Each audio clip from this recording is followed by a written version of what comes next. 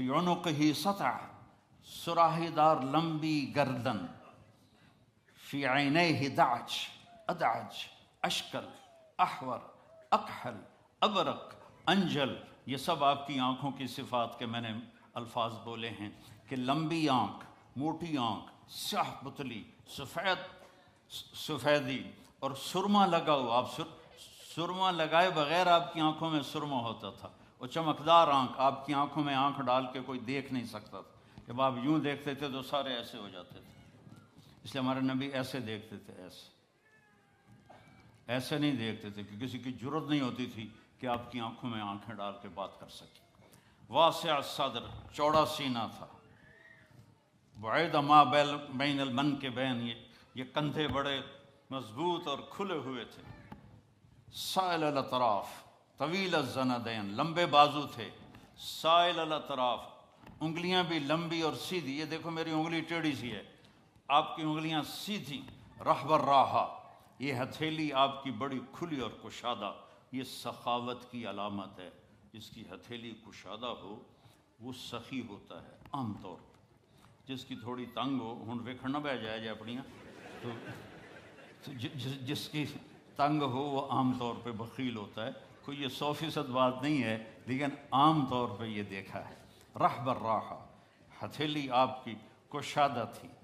اشر الذراعین، یہاں ہلکے ہلکے بال تھے. یہاں دقیق المسربہ، یہاں سے بالوں کا تار چلتا تھا اور آ کر ناف پہ ختم ہو جاتا تھا. سبط القصف، سیدھا قد تھا، ایسے بالکل سرو کے درخت کی طرح. سوا البطن و صدر، سینہ اور پیٹ برابر تھا. ادھر ہو کے دکھا، سینہ اور پیٹ برابر تھا. شکر ہے میرا بھی برابر ہے. کئی ہمارے بھائی بہنیں ہیں، آپ سجے پاسے ہوں دن پیٹ کھبے پاسے ہوں، آپ کھبے پاسے ہوں دن پیٹ سجے پاسے ہوں. وہ ہسن دا منہ تو نہیں پتہ لگتا، پیٹ تو پتہ رہتا گڑ گڑ گڑ گڑ گڑ گڑ گڑ. بہت بری بات ہے مسلمان کا پیٹ نکلا ہوا. کھانے کے لیے نہیں پیدا ہوئے، کام کے لیے پیدا ہوئے ہیں. اور خاص طور پہ عورت کا پیٹ بڑھ جائے تو بہت ہی بری بات ہے. تو کھانے پہ دیکھو، کھانے کے وقت ہاتھ پہ قابو رکھو اور غصے کے وقت زبان پہ قابو رکھو، تو نہ جسم بیمار ہوگا نہ روح بیمار ہوگی. کھانے پہ ہاتھ کھل گیا اور غصے میں زبان کھل گئی تو جسم بھی بیمار ہو جائے گا، روح بھی بیمار ہو جائے گی. مسیح القدمین، آپ کے پاؤں بڑے حسین، نرم و نازک. خمسان الاخمسین، یہ جگہ اوپر اٹھی ہوئی تھی، یہ یہاں فلیٹ نہیں تھی بلکہ یہاں کرو تھا. اور اتنے نازک پاؤں تھے کہ جب آپ وضو کرتے تھے تو پانی اوپر سے ایسے نکل جاتا تھا جیسے تیل لگے ہوئے پاؤں پر پانی پھسل جاتا ہے، اس طرح آپ کے پھسل جاتا تھا پانی. یمشی تکفین، کندھے جھکا کے چلتے تھے، ایسے کر کے نہیں چلتے تھے، ایسے کر کے چلتے تھے. اور کبھی آگے نہیں چلتے تھے، صحابہ کے پیچھے چلتے تھے اور صحابہ کو آگے چلاتے تھے. اور ذریع المشیہ، پاؤں میں چال میں تیزی تھی لیکن قدم چھوٹے تھے. چھوٹے قدم، یہ یوں چلے تو بندہ انہیں کوڑا لگتا ہے.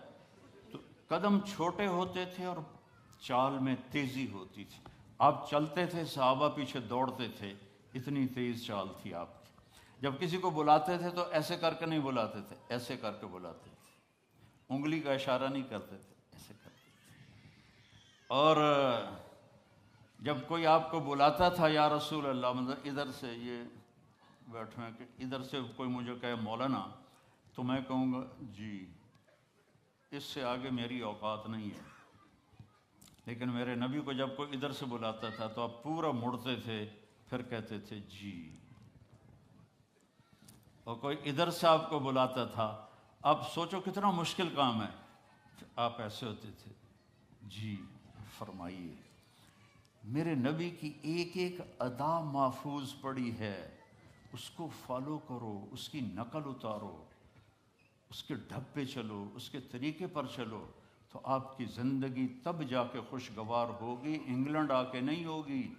مکے میں اور مدینے میں رہ کر بھی اگر نبی کی زندگی نہیں ہے تو سوائے ذلت اور پشیمانی کے کچھ بھی نہیں ہے۔ اپنے نبی کی زندگی کو اپنی زندگی بناؤ، اپنے نبی کے بول کو اپنے بول بناؤ۔